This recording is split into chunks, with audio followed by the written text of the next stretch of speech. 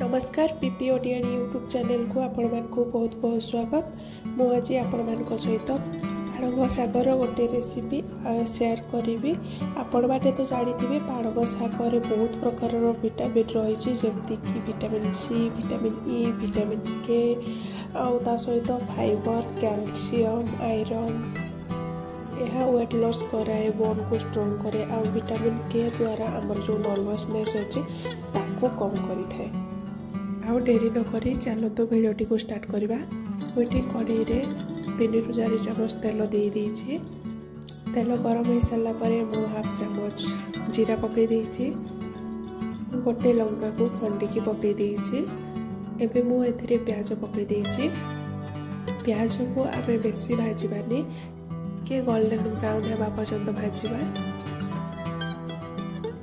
एठी मु 4 ରୁ 5टा रसुण छड़िकी रखी काटिकी पकई दूची कहीं पाणक शागर आमर रसुणर फ्लेवर टी अधिक दरकार।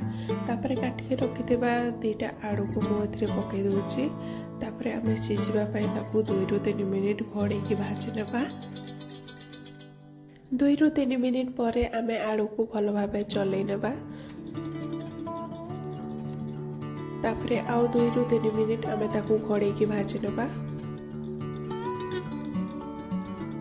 एठी हमर आलू 50% कुक हो जाइछि। एबे आमे एथिरे हल्दी गुंड पकेबा। मु हाफ चामच हल्दी गुंड पकेछि, हाफ चामच लंका गुंड पकेछि। एबे आमे ताकू भल भाबे गोळै नेबा। मु एठी काटिकी रखिथिबा कच्चा लंका को पकेछि। तापरे काटिकी रखिथिबा 2टा टमाटो को पकेछि। ताको एबे आमे भल भाबे गोळै नेबा। तापरे मु एठी स्वाद अनुसार लूण देइछि आ गोटे चामच धनिया गुंड पकेछि। टमाटो को सिझिबा पई आमे 2 ରୁ 3 मिनिट घोड़ेकी ताको भाजी नेबा।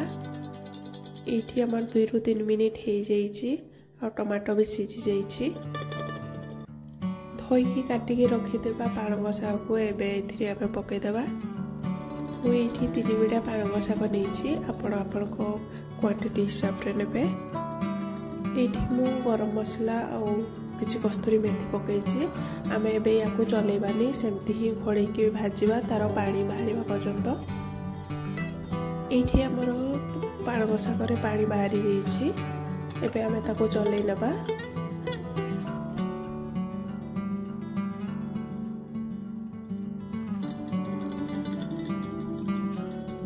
शागरु पानी मरिबा पर्यंत आमे शागटी को भल भाबे भाजी नेबा। एठी हमर शागरु पानी मरि जाइछि।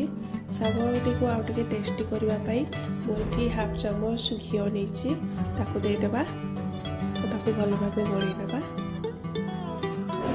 एठी हमर पाणक शाग रेडी जाइछि। चलंत एबे ताको आमे सर्व करबा। आपण मानकु जदि वीडियोटी भल लागिला ताहले लाइक, शेयर, सब्सक्राइब करिवे। वीडियोटी की मु एठी शेष करूछि। नमस्कार।